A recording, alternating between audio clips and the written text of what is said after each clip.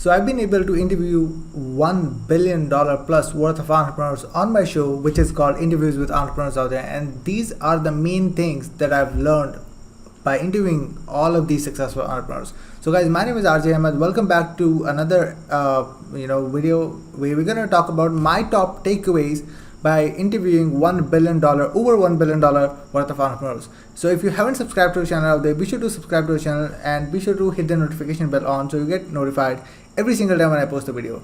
So when I started out personally with my show, first of all, I never thought about I'm gonna start a show and I will be able to connect with so many high-level entrepreneurs out there in general. I never thought in my wildest dream that it's gonna be possible because I was an introvert.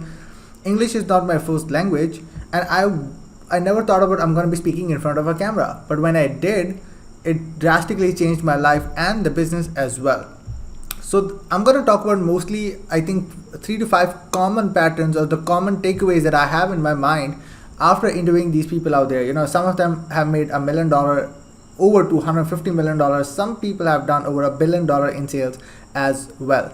So I'm going to start doing it. So the number one thing that, they have in mind is sheer focus. I recently heard it, from Alex or Mosey, that you can't climb 2 mountains at the same time. It's not possible. So what they always talk about is you have to make sure you have sheer focus and you can focus on one thing at a time. Because even if you have multiple ideas and you have those multiple ideas going in your mind where you're thinking about all of those things like, hey, I can do this, I can do that, I can do that, I can do that as well.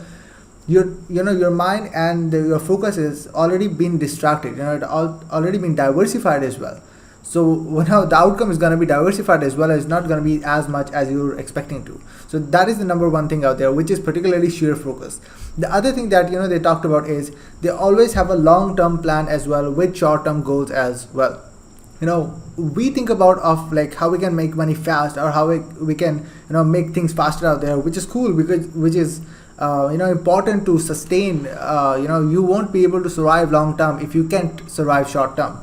So that is definitely important. But on the other side, what is also important is to have the idea what you're going to do for the next 10 years or 20 years. If you want to survive, how you can adapt to the next thing and how you can go forward with that. So with that aspect, I was like, that makes a lot of sense. Even if you have a short goal in your mind for, let's say, a year or two, you have to think about what would happen in the next 10 years, where you want to see yourself to. We're not talking about the product or things like that, where you want to see yourself in the next 10 or 20 years. So things like that, I was like, we're not even thinking about long term. We're not even thinking about like this is possible for us to be in long term state. But one of the best example is guys like Onyx Single. I recently interviewed Onyx Single on the podcast out there. You can check out the interview over here. Onyx Single, Mark Joyner, he's been known as a father of digital marketing. You can check that interview as well over here. These guys have survived over 2 decades, which is crazy. And they're still into the space, they're still relevant. So these guys like these have already think about how they can go in and survive for the 20 years. And they still have the plan how they can survive for the upcoming years as well, which is crazy. So always think about of long term as well alongside the short term mark. The next thing is that you have to have an independence from the tech giants.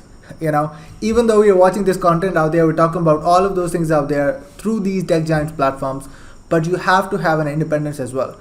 If your business is solely around these platforms, then you have kind of like no business, because if the platform is gone, you're gone.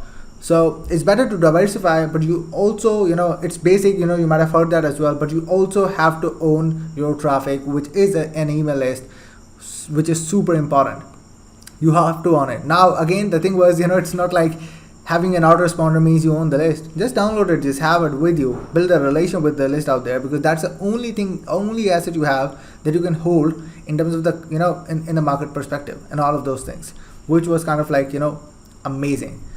The last thing that I want to talk about is they still face the comparison. They compare themselves with other people out there, even they are on the top of the food chain. Everyone face it. Everyone face like why they compare and why they wanna why they wanna do it and why they don't wanna do it. At every single point, everyone compares with the person out there who might be on top of other. Even Russell Brunson does that. So how they deal with it is the main thing. What one of those people out there said, like, if you're not even focusing what they're doing, sometimes you are able to focus and you get distracted. But if you're not gonna even focus on what they're doing and you get good on what you're doing, there's no chance of comparing, so that's actually what they said, which was amazing for the whole thing out there.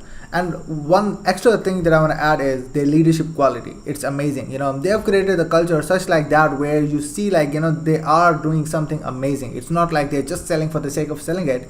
The people who are actually successful, they've created the leadership. They've created a culture which is unlike any other, which is crazy.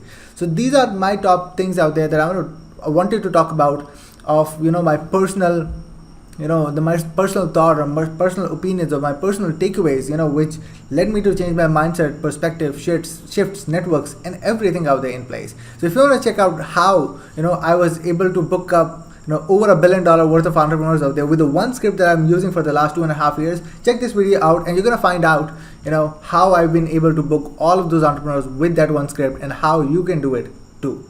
See you there.